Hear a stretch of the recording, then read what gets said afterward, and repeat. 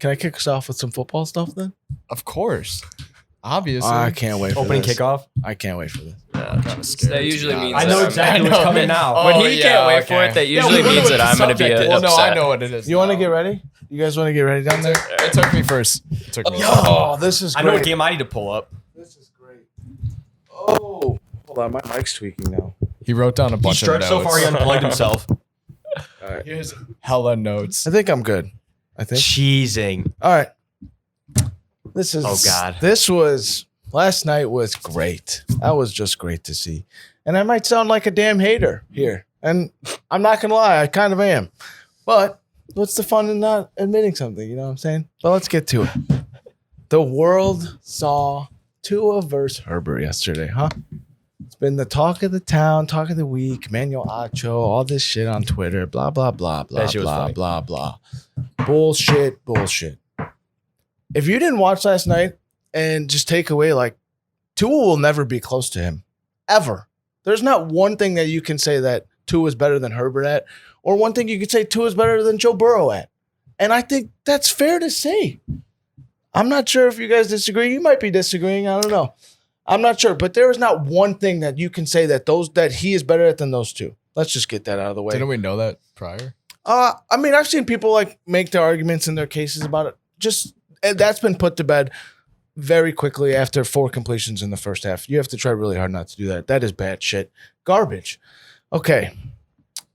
Let's bring in Tyreek Hill for a little bit. Tua obviously doesn't elevate Tyreek. Tyreek elevates Tua. And that is just clear as day. It's the same, almost not the same offense last year, but he had Waddle as his weapon last year. He'll miss some time at in the end of that game. It was kind of crunch time. The offense was kind of flat. Like Tyreek was 100% bum ankle, all this stuff. Now, if you look at, Herbert, oh man, he's been missing, his top guys. They've got 7 wins. I think that's just. I don't think he's been missing his top guys. I don't Because either. he's had wide receiver one wait. his He's had entire wide year. receiver one the Wait. entire year. No, I'm talking this year specifically. No, No, you're this right. year. Yeah, he's had wide receiver one the Shut the entire hell year. up. Shut the hell up. Before last night's game, Keenan Allen and Mike Williams played 46 snaps together all year. It is impressive that they have 7 wins, and that is the bottom of this line. I don't care what anyone says. They should not have 7 wins. They are one of the most injured teams in the league, and it's because of number 10, and there's nothing else to it. He is elevating guys. Like, tell me right now, does Tua make that throw to Keenan Allen on 3rd down in that tight window? Tua doesn't make any Not of the a throws damn that Justin chance. makes. Not a damn chance in this world that happens. You won't ever see that. Or how about the one Herbert was rolling out right, threw across his body all the way to Mike Williams, 56 air yards. You can tell me right now that Tua's doing that? Hell no. No chance. Not a damn chance in hell. Never. Let's go back to Tua a little bit. You understand, right, that the Chargers were missing Derwin James and Bryce Callahan and almost everyone up front. I think they were missing 7 defensive starters. And that's what he did. Those defensive They played replacements well. played really well. They played well. They played really well. But you got 2 of the fastest guys in the NFL. You guys were the talk of the town. Oh, look at this flashy offense. 7 of your points came from a fumble that Tyreek housed. Hey, that's just a football player making football plays. No, that's disgusting. All right? That's just gross. And then I saw something earlier today that I thought was just hilarious. The Dolphins had heat warmers on the sideline last night. It was 55 degrees in that stadium that I heard. God. Oh man, That's tough. I didn't see that. They're used to that Miami Heat. But this is where I'm going with this. Tua doesn't have a strong arm. Some say it's a noodle arm. And I'm one of them to say that. It's a damn noodle arm. How many times is he underthrowing Tyreek and Waddle? Look at the Bears game. There's a couple other ones that he's underthrowing. Oh, damn. Guess what? You got to go to Buffalo this Sunday. It's supposed to be snowing. It's supposed to be windy. Guess where you're going to have to go for the rest of your career if you're going to be making it in this league? You're going to have to go to Ohio to play the Bengals. Oh, it's pretty cold in the Midwest. You have to go to KC, Arrowhead. It gets pretty cold out there. Come play playoff time. You got to go to Buffalo again. And you're going to probably have to keep going there and going there. He ain't built for that type of weather. Spin zone. Buffalo has to come to the hot weather down in the south. Oh, they did. They did, right? They lost. They lost. Wait. They lost. They were outsnapped, outgained by like 200 yards. They had nothing going their way that whole game. Not a damn thing going their way. They just got lucky. All right. That's just where I'm at right now. He's got all these guys to play against. All these guys going up and you got to go up to these special places. It ain't happening. Like we were talking about, you got to have the perfect coach, perfect situation, all this stuff a couple weeks ago. Yeah, he's got it. He's got the perfect stuff, but himself, he doesn't got it. So is this whole thing that you've been on about Miami not being the upper echelon? Yeah, no, I don't believe they're upper echelon at all. Okay, so that's what you've been going with. Yeah. I don't think Tua's good. I don't think they're that good. Like they don't fear me. Last night they should have ran all over the Chargers. They have the worst run defense in the league. Not nothing really up front. How many completions did Tua finish with? 10. I have a good spin zone. I think. Can I add something real quick? No, yeah. Well, first of all, they were talking a lot about what the Chargers did, the Dolphins faced previously against the 49ers. Oh, And yeah, this is what I want to bring up. Go ahead. That clearly worked pretty well against the Dolphins. So I think the Chargers schemed that game incredibly well. Even without having Derwin James and some of those guys, I think it was just a good scheme and it worked well against the Dolphins. And I'm not here to defend Tua because I'm pretty indifferent and I obviously think Justin Herbert's the better quarterback. But I do think ankle injuries, if it's on, was it on his lead foot, the ankle injury? Who? Tua. He was hurt? They mentioned a few times that he had an ankle injury. Give me a fucking Oh, break. Tyreek Give me too. a break. Tyreek too. Mhm. That's some baby shit. Well, anyways, Tua hater. I think the Chargers just He's not schemed good. really well against them, and the Dolphins should have played a lot better, and they didn't. I know people were talking about it today. Is my mic on? You can hear me? Yeah. No, yeah, I can Oh, hear you. okay. They took away the middle of the field. That's really what they did, and that's what like Tua or that's what Waddle and Hill are. Those in breaking cuts. So basically, you're saying like Tua can't really throw it outside the numbers. Well, okay, here's what I'm gonna, because I think I don't, you'll agree with part of this. This is what I think the main thing I'm gonna take away from last night was, because I agree with what you're saying about the facts of none of the long term stuff. I agree with all the short term stuff though. Like, yeah, he played like shit yesterday. He showed us that he has trouble with certain things yesterday. But here's the thing, and this is what it comes down to for me. Yesterday was just one game, and it was the first game where people started dropping their zones a little bit, 5-6 yards further consistently. Like you said, they're playing in the middle of the field a lot. And that's the thing is, I think that their game plan, they didn't. I don't think a lot of times this year they haven't, like a lot of these other route combination stuff they're gonna have to start developing over time and stuff, like where they're gonna have to come up with a lot more like little nuances in their offense. Right now it's been working so well they haven't really had to come up with a lot of different, like, you know what I mean, like nuances to the offense. Yesterday was a day where you say to yourself, Mike McDaniel's can come and say to himself this week, their coach staff, they're gonna come up with new wrinkles and stuff. Like yesterday was kind of a game that makes you have to do that, but it was just one game. It was a terrible game, but like every quarterback has terrible games every once in a while. This isn't like this is new. The completion percentage is incredibly alarming. That's something you don't see that often. That's like borderline 33%. It's happened 2 weeks in a row.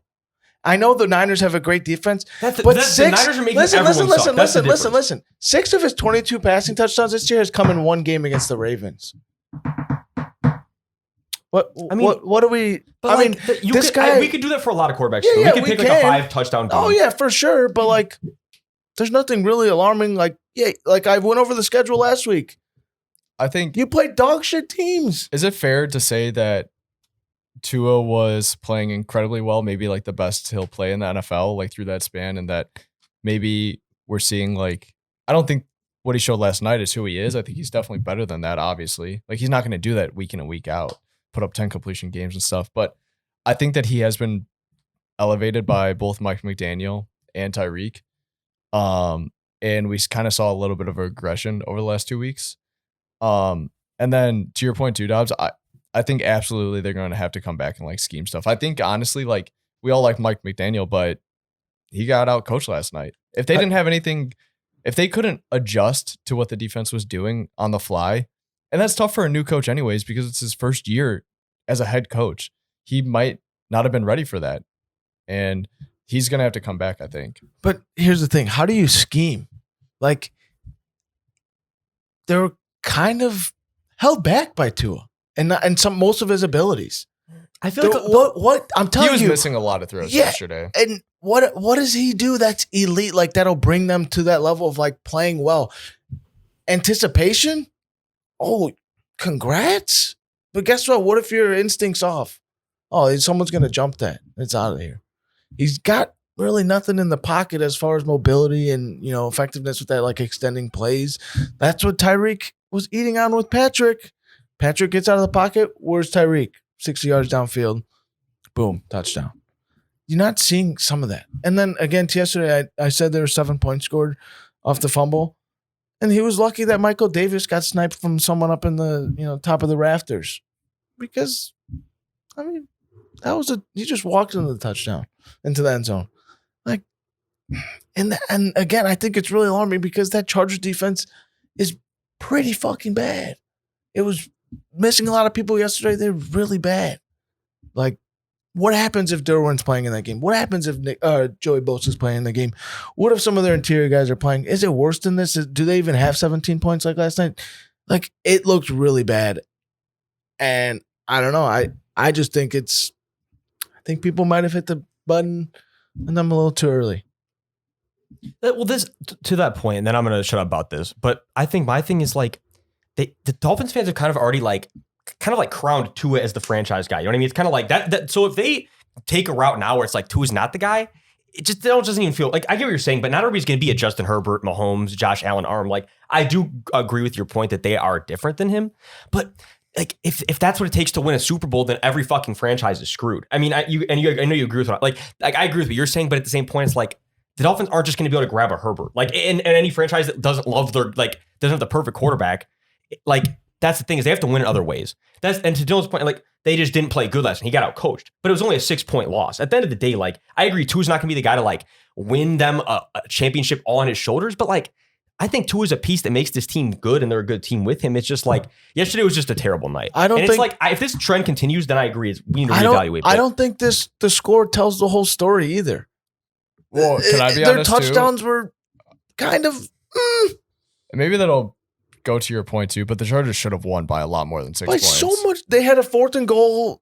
I just mean like in general, like it didn't seem like they were up by that much throughout the game, and they should have been. They should have scored a lot more, and that's credit to. I know we want to talk about Jalen Phillips and a bunch of those guys over there, Christian Wilkins. Those guys were doing everything they could to stay in that game, and they're like, offense, do something. You guys have been doing it for most of the year. And then it comes up flat in one of the biggest times. Well, I've said this forever. We've all said this. The thing that Tua needs to do to be when he's at his most elite is when he's on his Drew Brees game. It's 1, 2, 3 step drops, looking everywhere. And he knows where the ball is going to be. That's the thing is, if Tua's just Drew's my example. Like, I saw Drew for 15 years. He wasn't special necessarily at anything besides that his preparation was extremely well and he knew where to put the ball. That's what Tua has to do. Like, Tua's not going to. He can hardly stay over the line. His arm's not great. That's the same thing with Drew, though. But that's the point. It's like he made it work by constantly knowing where the ball is going. If Tua can't do that, I agree. That's the problem. Is this isn't going to work. But I think more than anything, this is just one game. Like, I think he's going to be able to figure it out in big games. That's his role. Is just putting the ball there where it needs to be. I agree. Rough ass game, and we might need to reevaluate. But right now, I'm not ready to jump the gun like just yet. You got to go play the Bills in Buffalo. It's supposed to snow. We'll see Saturday night because I don't think it's going to go pretty. Can I say a couple things? 100%. First off, I don't think I have to sit here and defend Tua. I've said what I know, what he is. He's a system quarterback. Everything needs to go right for them to be very good. And for the most part, it has. Sometimes it hasn't. Whatever. I don't really care. Dolphins are awesome to me. They're fun. They're fast. They're exciting. I'm going to root for them a lot. But the one takeaway I had from last night's game is on the other side of the ball. When you watch the Chargers offense, it is such a grind to move the ball. How many 3rd and 5s, 3rd and 4s, 3rd and 6s did they have on every single drive? They had the ball for 10 minutes and they had to convert 6 of those. How many quarterbacks in the NFL convert 6 3rd and 5s in a single drive? Not many. Not many at all. And the thing that I notice about the Chargers offense is that Vince Lombardi is running the same system that he did in New Orleans. Shout out Vince Lombardi. Ah, damn it. He sucks. Sorry. This is like a running trend. I had to call. You're good. You're good. Because I was getting into my zone, but then you realized, because if I want to clip this, I want to say it right. Okay. So Joe Lombardi is running the same system that he did in New Orleans, same kind of thing as Sean Payton. It's a quick game. But the thing about Joe Lombardi's offense and why it doesn't work, why Sean Payton's did, is because Sean Payton was innovative. He made some trick plays. He took big shots. The Chargers, you have to freaking push them to take a big shot. You got Justin Herbert, man. Take a shot on first down. Take a shot on second down. Don't wait until your back's against the wall. Like Vince Lombardi is holding back Justin Herbert so much. We brought Vince back again. Damn it! God, just fucking hit the. God, all right. Joe Lombardi is. We should Joe button like Joe. Joe Lombardi is holding back Justin Herbert so much, and he needs to be gone after this season. That's all I needed to say. It has to be gone. Can I actually talk about this? Yeah. I know we fight about Justin Herbert a lot, and I stand on my point. I still need to see more from him. I know he balls out all the time. I need to see. I know it's a team sport. He needs to win something though. It's just that comes with the territory. Let him Does finish. it not come with the territory? It does. Okay, but people love Derek Carr, and he's been to the playoffs once. Are you making the comparison between No, Justin no, no, Herbert and but I'm Derek saying Carr? there's a 'Cause lot I don't of- think that's what you want to do. There's a lot of people that talk about QBs like this. Like not a lot of them have playoff success. But Herbert last night just became the most, or the only player, or he had the most passing yards in his first 3 seasons. I agree, but Andrew also Luck, Peyton Manning, those speak volume. I agree. And I was just about to grip Justin, but now you don't even want to. You jumped I don't want to at He's all a anymore. little sensitive about it. Come on, let him go. Joe Lombardi is doing him a huge disservice because his average depth of target or average depth of throw or whatever is so incredibly low. And you have a guy that can convert long third downs. You kind of use that as a blessing because the amount of times I've seen Patrick Mahomes convert a 3rd and 12, a 3rd and 15 even. Like it happens repetitively for the guys like Justin Herbert and Patrick Mahomes. And you have to use that as an advantage and you have to take shots on 1st and 2nd down. Especially if you have a play for 4+ yards on 1st down, take a shot. It's 3rd and 5. You know you're going to get it. So I think that Justin Herbert is being held back in large because of coaching. And yeah. It also doesn't help when you talk about take shots and then we can move on. But like they don't have a run game right now, and that's essentially because the O-line is really beat up. Yeah. I mean, it's Lindsley and you throw everyone else out there. It's like try and block. Even then, though, like there's teams that don't have to rely on their run games, and when you But have like, but that sets up, no, the I play understand. action I and understand. all I that other understand. But stuff. when your quarterback's so freaking talented, you shouldn't have to rely No, on it. I And agree. That's Yeah. a testament to the coaching and the play Yeah. calls. Also one more thing on Tua too, not to get back into it, but I think in large we're seeing a similar thing happen to the Dolphins that happened with the Chiefs last year because of Tyreek Hill. You get used to just having that fast guy run all over the place, and then when the defense starts to drop back and just kind of like sit behind, and like I think they were playing man underneath and had 2 high safeties, and like the low DBs really played underneath because they knew they couldn't let him get across the field. It's a huge adjustment. Patrick Mahomes struggled with it too. Mm-hmm. They were playing press man a lot last night. Yeah. They were up at the line a lot. Yeah. And They're playing inside leverage too. inside and just make, what does that speak to? Make Tua throw it